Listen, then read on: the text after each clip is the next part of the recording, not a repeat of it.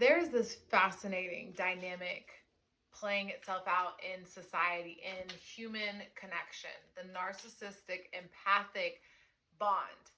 There's this dance happening between two polar forces that create this trauma bond relationship that is lasting a span of some people's lifetime. And it's adopted from like a small age, and we're entangled with very soft, compassionate, kind, and loving, giving, nurturing, empathic souls that are attaching to sucking, like vampiric, like draining energy. And the dynamic of what a narcissist is, for me, from my experience, this has been my entire life. And I have a perspective. And what I'm seeing play out is from a small age, there's a pivotal time when a child has the option to choose if they need to survive or if they are safe. And unfortunately, a lot of children are not given the opportunity to feel safe. And that's due to many things like abusive parents, absent parents, the foster system. It has everything to do with epigenetics and how the DNA structures itself to interact with this environment as it grows, so the child can turn into a human that can get along in society at its most functioning possible way, that it will also be happy because it wants to survive, it wants to thrive. And at a young age, I can see how the dynamic where the narcissist is born, it's where a child is in a state of survival. It looks at its options. It's an intelligent kid, because being a narcissist is not, ultimately, it's not ideal, because what it is saying, I am in control, I am in charge, I'm the leader of my perception and reality. And not only is that important to me, but it's important to me at all costs. So I can lack compassion and caring for those around me, because what matters the most is my survival, because the child is put in a state where it has to choose. Well, if I want to eat, or if I want to receive love, if I want to survive, some kids are literally needing to survive, so they have to learn psychological manipulation and turning certain cells on and off to activate different parts of themselves to protect themselves. So they have to basically become an adult in a child's body. And unfortunately, what happens is a very similar trauma happens to a codependent, because as a child, we're seeing this dynamic. It's massive. It's generational. This is going to be of the generation of humans during this time, where we're realizing the absence of femininity, meaning to find balance within oneself, to say, I am alpha, I am the leader, I am omega, there is nothing above me, meaning I am not better than or above, but I am what I am. I am all, I am the knowing. Having wisdom that you are in charge and in control of your freedom means nothing outside of you can harm you. And that's what a surviving child is trying to fortify. It's trying to create this shield, this armor, this protection. Whether it chooses whichever path that it goes, the shield of armor looks different per circumstance and per child. And what I'm seeing is how the child that chooses and depends on an empathic soul is seeking that validation and approval that it lacked from most likely its mother, but it could also be its father, right? It depends on the dynamic. But it, at its core, is feminine energy. So whether the father was too hard, too rigid, too rough to be in that child's life, meaning too imbalanced in the masculine, meaning lacking femininity, the softness, the patience, the dedication, and hard work it takes to be there in the child's life, or if the mother maybe is too rough, too rigid, too strong, too independent, too non-receptive, not emotional, having to turn off that emotional side, that's also lacking femininity. And I feel what's happening here is children that are developing these qualities about themselves, like needing to survive their environment, needing to walk into a situation and feel safe, they have to personify what they feel, who they feel they are. And if at home they never receive that reassurance, that validation, that strength, that foundation, we're seeing a development of many different kinds of kids. But in this dynamic that's really strong for me right now is that narcissistic codependent. It's not to blame either side. Like, I can actually fully see the balance in the necessity of this energy, because it's what it's doing is we're teaching one another on each side of the dynamic to be stronger, not only for each other, but within ourselves, to balance that out. It's really trying to create this yin and yang. I've watched it recently so much of this amazing YouTube channel called Soft White Underbelly, and he interviews many people, from prostitutes to drug addicts and pimps and like strippers. It's an amazing, authentic channel. And I feel like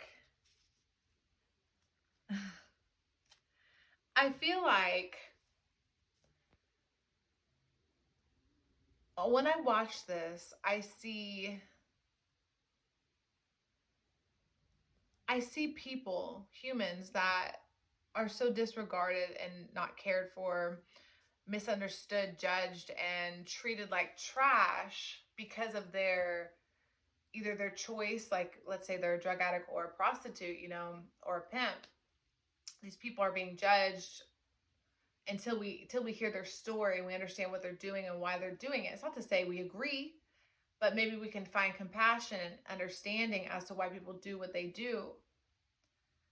Well, there's this really interesting character, and my heart goes out to honestly, my heart goes out to all of the beautiful, beautiful people that get interviewed on that channel. But a few stood out, first of all, shout out Juliana. I think that's her name. I love you, girl. She's on that channel. She's got a beautiful story. That girl's strong and amazing. And I'm sorry about Amanda as well. But a Sharp named Pimp, a pimp named Sharp. That's his name, a pimp named Sharp. So he's basically like he's a pimp, like for real, like this, he's something, right? His words. And everybody talks about this game and this ism and what it is. And like, it's like these girls are so terrified of men, especially their pimps, especially the ones that take all their money and basically pimp them out. Like, that's what's happening. They're being pimped out and all their money goes to a pimp, and the pimp pays the bills of the house. Like, it's ridiculous. It's crazy. And these poor girls don't really know that there's they have a lot more options in life, because they're stuck in this dynamic. A lot of them start doing this at like 11 years old because of how the poverty conditions they live in and grow up in. This is literally their life. It's normal to live in an environment infested with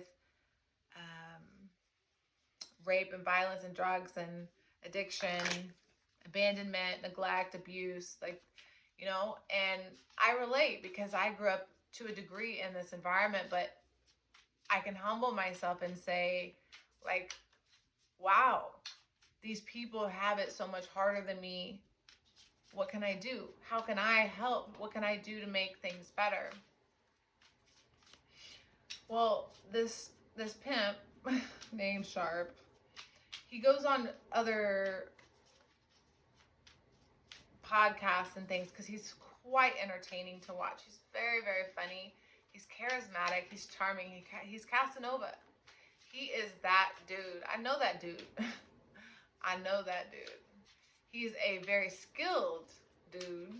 I think he got into pimping when he was like 14 years old. And I can only imagine what his life was like before that. But I watch him, and I as much as he's made me laugh, and I can, respect him as a human on earth, he has every right to breathe as I do. Just if you pick up on the cues and what he's doing, how he speaks, like, I highly, recommend someone spending a day of their life just looking into Sharp the Pimp the Sharp, whatever the fuck. Y'all get it. Look into him. Soft white underbelly. Anyways, this man, he gets interviewed, and what he does is he can't, so he's so like alpha. He's like, when he walks into a room, he has pre-studied everything. He knows he knows what's about to happen. He needs to be the alpha, the in control, on top.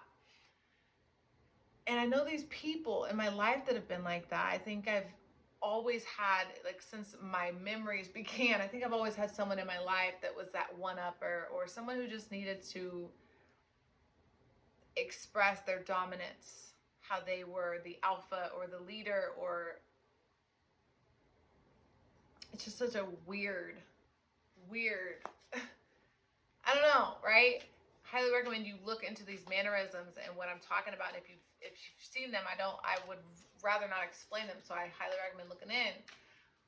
But narcissistic qualities that I personally have experienced are telling me how we are forgetting how to connect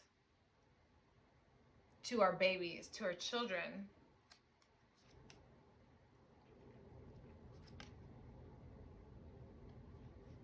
Two of Pentacles, Three of Wands. We're forgetting how to connect to our children. And when a child has to survive because it's neglected, it doesn't experience the basic needs a child has, like safety, security. I feel like this over dominance, this over alpha pushover energy, like what's the point in having a conversation with somebody if all you're gonna do is yell? If all you're gonna do is like go in it to be the winner, like, what do you learn? How do you learn if everything that you do is to mask that you are vulnerable, that you have vulnerability? I feel like what we're doing is we're pretending that we can't access our softer side, as if being softer is bad, especially if you're a man, or especially if you're masculine. It's as if we have some belief system that soft, gentle, and feminine is a bad thing. We associate it with negative. And in this dynamic of the narcissist and the codependent, what we're seeing is one side is too feminine, one side is too masculine. And it's almost like a stretching energy that comes, right when I did that, did you hear that?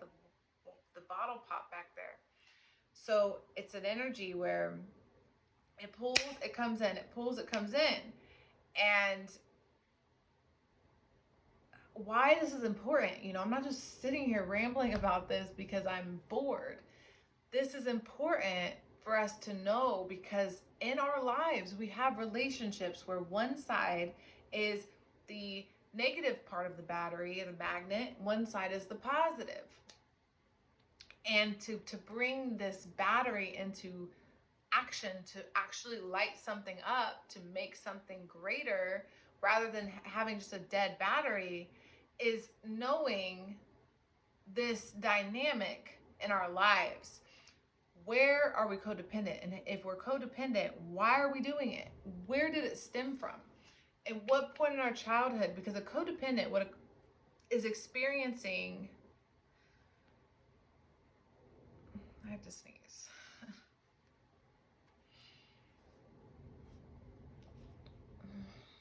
A codependent, I really do have to sneeze, wants to rescue and save people and things, and it's almost like also reliant on the validation and the presence of another energy being there for a codependent is literally good enough. So like for a codependent, a really weak codependent is somebody who will stay with somebody who will do something really, really, really bad to them or their children or both or everybody. And they'll stay because they can't be alone. Like they're willing to go through hell for themselves or for their kids or for everybody, just so they're not alone. Like that's how sick codependency is. I personally have experienced that, I think, a lot of my life. It's not impossible to fathom the dynamic where we need someone around. I feel like a lot of us are codependent. We didn't learn certain levels of independence. It can be emotional, it can be physical. Like some of us have different ways that we express our dependency. But when you get in this dynamic with a narcissist, someone that's dependent on someone who treats them badly, or someone who, because in my opinion, it's not possible that all narcissists are just out in the world to treat people badly. At the root of it, what's happening is meaning the energy of narcissism, like the whole concept of like me pouring out my baggage on you. It comes from the fact that when they were little, I can see how a parent is going to go out of their way, not out of their way, but a parent is far from feeding that child its needs. So the child has developed this sense to like look at other people in its life that are going to be, it's like it wants the energy wants the parent to fulfill its duty. Like it's so weird. Like I'm literally seeing like a baby drinking its mom's milk, like a mom holding its baby and just like loving on it. That's what we seek. We seek that, if you've ever taken anything where you got to go to that place where God or spirit or the universe can just like embrace you and hold you, have you ever experienced that? Or if you've ever had that family, that bond with a parent, you can imagine if you've not had that, or if that has left your life, especially really young, really, really young. Some people have never experienced that, have never had a mother hold them and say, I love you and I care about you and I'll protect you and I'll keep you safe.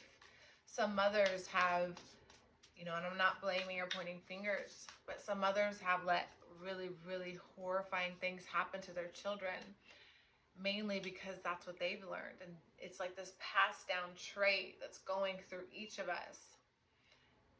And it's playing out in this dance so we can see it, so we can heal it. It's at the surface. It's literally trauma rising collectively to the people of the world.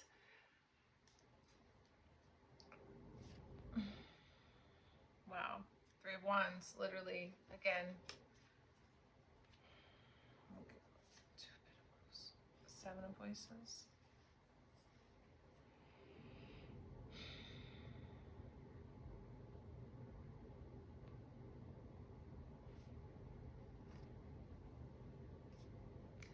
I love being in the silence, and I love hearing my own thoughts and having the many me's in here. that can express and communicate together, to be able to connect to my higher self, to be able to channel and be in my world, my space, my creation. This is my bubble, my place.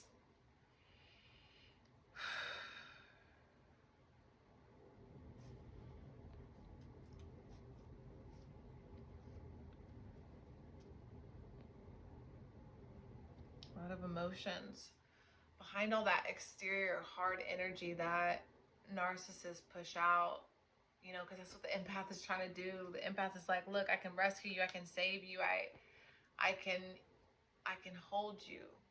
When your mom didn't hold you, I can hold you, I can love you. That's what the empath, the codependent's doing. It's trying to throw out that lifesaver. And what happens is the narcissist energy, which is just a forgotten child that needs to heal its emotional and mental self. Not that it's impossible, it's just so buried behind denial and underneath all this rough alpha energy. It's so crazy. It's just so freaking crazy. I just want to see the world have a space where people don't feel so unsafe. Like, it's like we're building an unsafe world with so many restrictions and so many people walking dead. So many people are dead right now.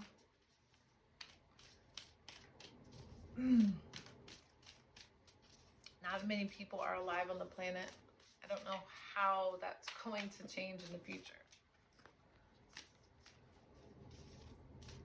But I know this energy has a lot to do with love, because this dance that we're playing with these two energies has everything to do with love. Because lack of love, if you're the opposite of love, it turns into hate. At some point, you end up hating the person that treated you some type of way, and then once you realize that hurt, you like turn that off, and you're like, okay, well, they don't exist, or I'm not hurt by them. You know, you get in this state of denial where you're like, I'm not in pain. I'm over it. I'm already over it. And then you break that down even further, go down another layer of the onion. And at some point, you know, you get to a layer where you're like, well, damn, this happened 20, 30 years ago. As angry as I am, or as pissed off as I am about someone else or what someone else did to me, how many years did I spend hating myself, you know, staying stuck?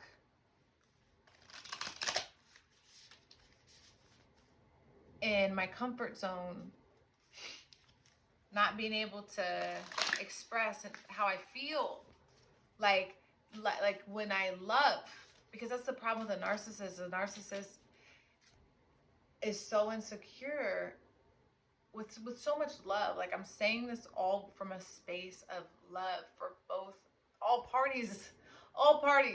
I love you all. It's like we get to this space where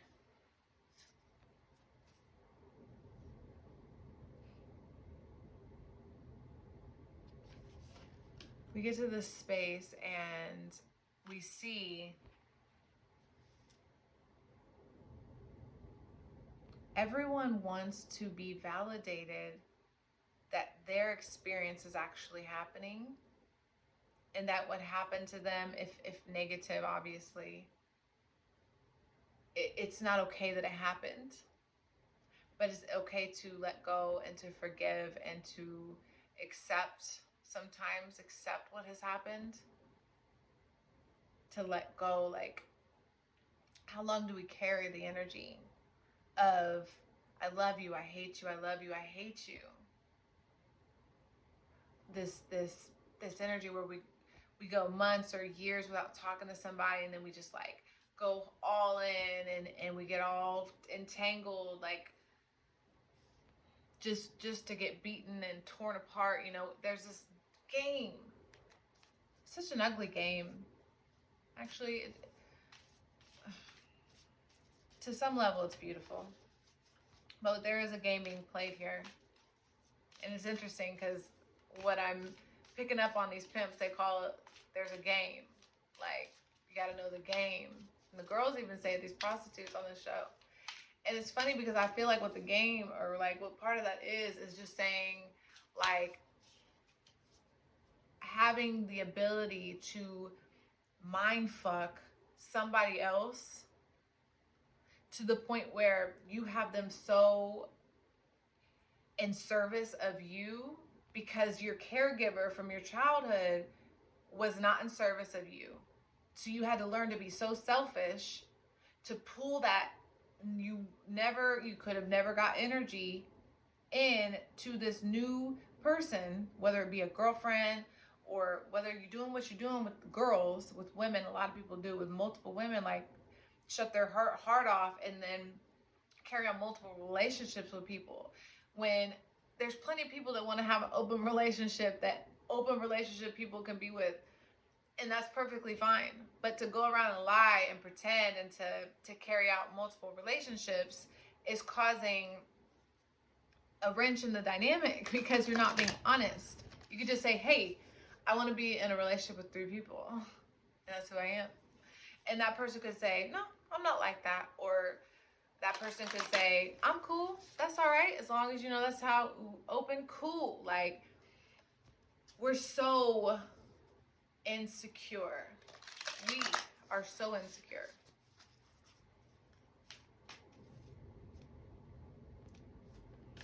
And it's a circle. It's a circle of life coming back around to say, are you going to listen this time?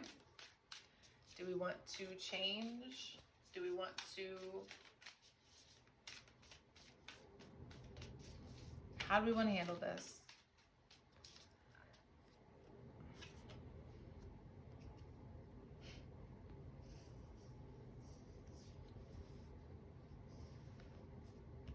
I'm just like having a lot of like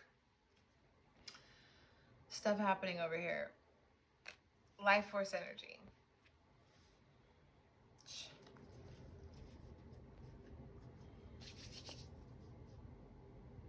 Beautiful humans.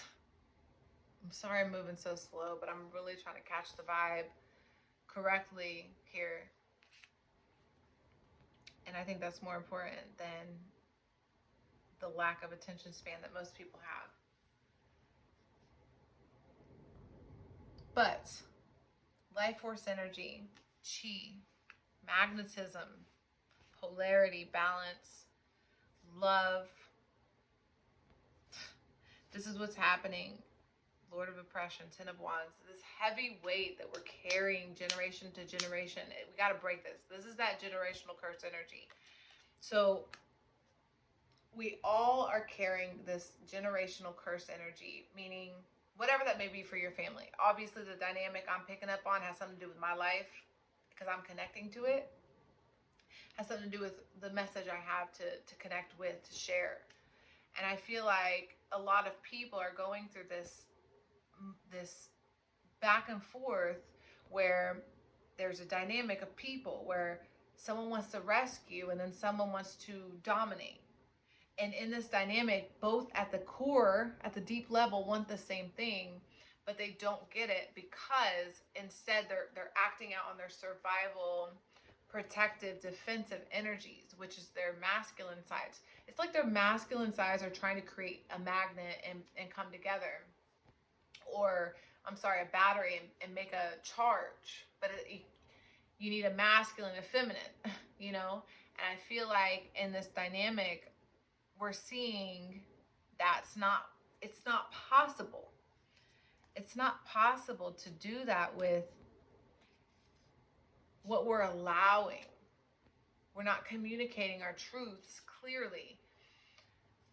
We are, as codependents, you know, I'll speak for the codependent side of the battery.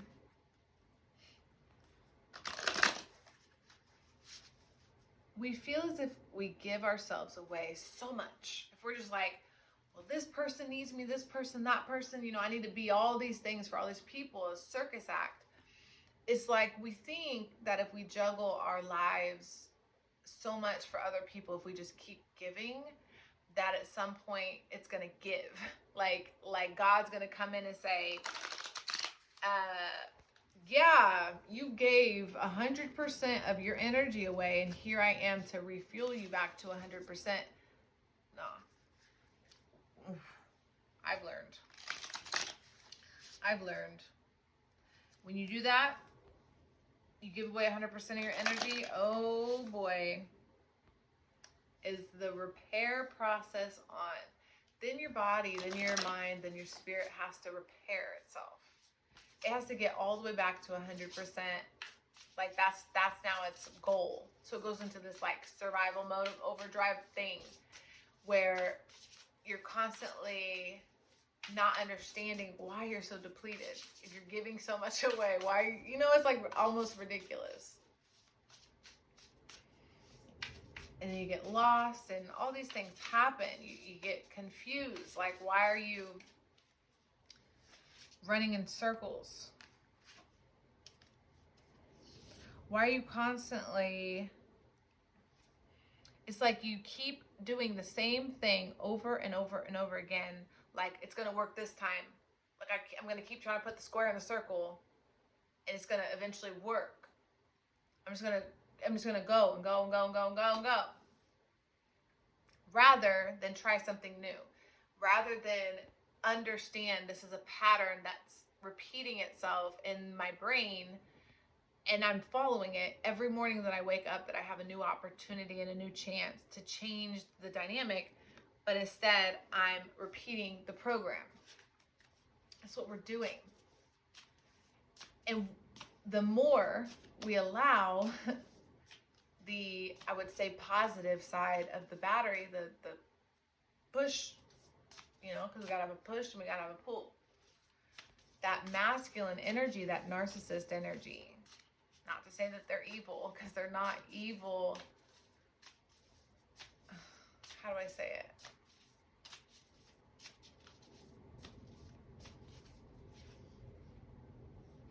Right use of power. It's like, let them play games with themselves. They want to play games. They want to one-up each other. They want to argue until they're blue in the face. They need someone to emotionally let their, you know, baggage out on. They got to have that, right? Well, we at some level are allowing it, because when you're very empathic, very passive, you are tapped into being overly receptive, being overly giving, overly open, allowing this lack of boundaries. And this game is still playing because the empath is like, we're on the chessboard and it's the empath's move. Like, the next move needs to be a boundary. And we need to set up this boundary because our wall's not strong. And we need to play this game right. We need to know who we're playing with. Like, it's just a big mind game. It's all a freaking mind game. Obstacles at the bottom. It's torturous.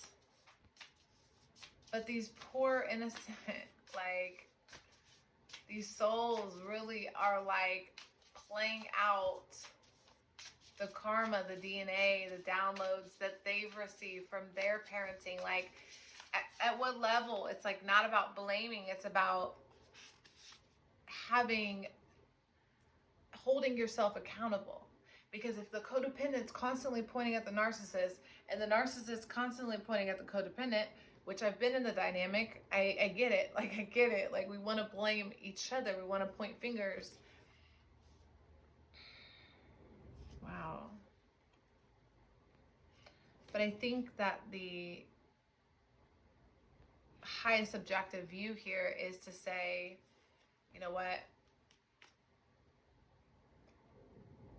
I'm going to put up this boundary, because if you make me that uncomfortable, whether I'm the narcissist or whether I'm the empath or whoever I am in this dynamic, I obviously, if I'm a narcissist, I can't see it. I'm in denial. It's me. It's who I am. and I feel that person's doing this, that, and the third, so I should step away. And the empath needs to have the strength to say, you know what, this person does not respect my boundaries. They are lying to me. They manipulate me. They control me. They do all these things that make me feel like crap, but I stay. You know, we have to learn on both sides what is our boundary and how do we hold ourselves accountable. Why are we choosing to intermingle ourselves with so much hurt and pain and then expect the victim response to be dominant and the leader that guides us to the light? Because being a victim isn't going to be the highest level of awareness. It's not going to be your consciousness saying you are saved because you are a victim. No. You got to be the savior. You have to understand to have compassion for both sides. The person who can hold compassion is showing that they're trying to put themselves in the other person's shoes. And then holding themselves accountable is saying, I'm trying to recognize where I'm failing, so that way I can improve and be better. This is look, dances on one foot. It's a balancing act. I hope you can see it's so bright. That's that dance. It's if both people can play it. But the thing is, the highest level that you can obtain isn't going to be weak. And that's the thing about what I notice with narcissists. That's why they have the upper hand. It's because they're not weak when it comes to, like, not saying that they're not, they got it. They got a vulnerable side. They got a weak spot. They do. Like, because remember, they're hiding the truth. They're harboring it. They're holding it inside so tightly, locked in a box somewhere. They're going to run you in circles before you can get anywhere near it, near their vulnerability. But then the empath's like, oh, my heart's on my shoulders. Everyone can know everything. I just want to give. Like, what can I do for you? Be of service. This is a big message for me.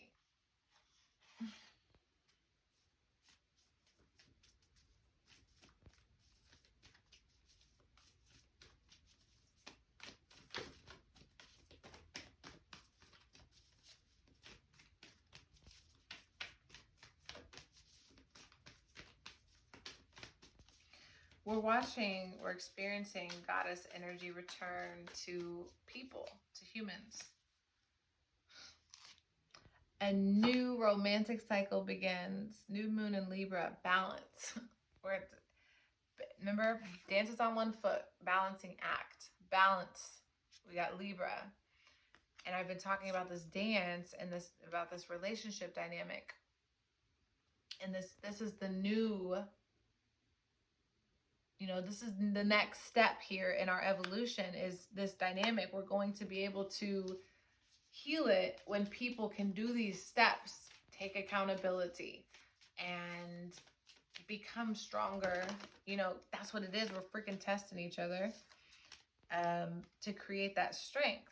Look, step out of your comfort zone. South node, like North node, that's like your life path. Step outside of your comfort zone. See what I'm saying? That's that right there. It's uncomfortable to change. We all get it. It's so hard to be something that, isn't the easy choice. But why does life need to be easy? Why do we want life to be easy? Have faith in your dreams. You are good enough.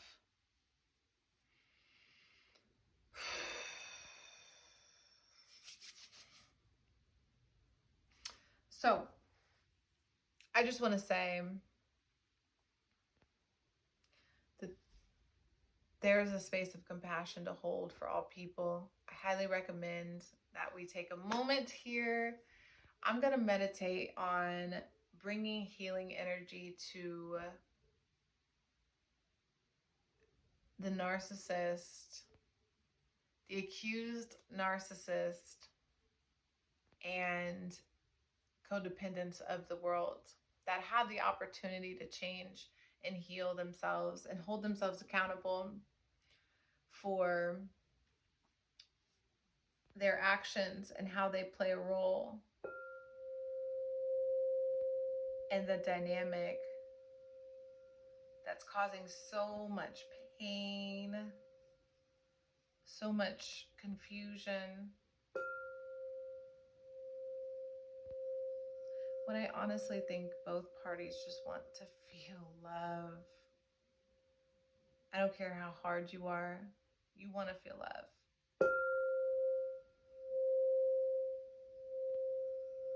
I don't think there's a greater feeling than love.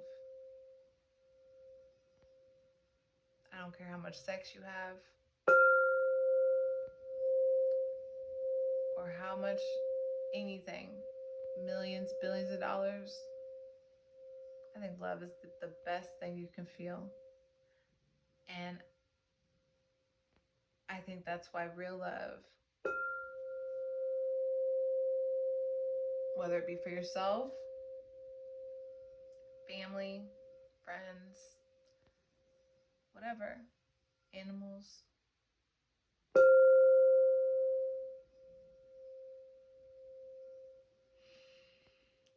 problem is we got to have it for ourselves. If we don't love ourselves, how can we expect anybody to love us? What is there to love if we don't love ourselves?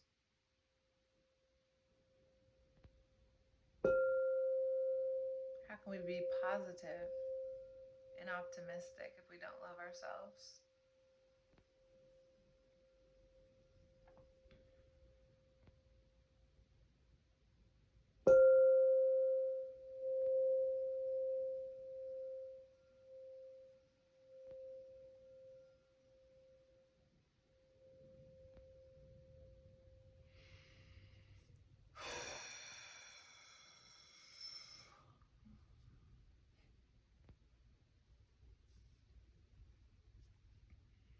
Thank you so much for watching.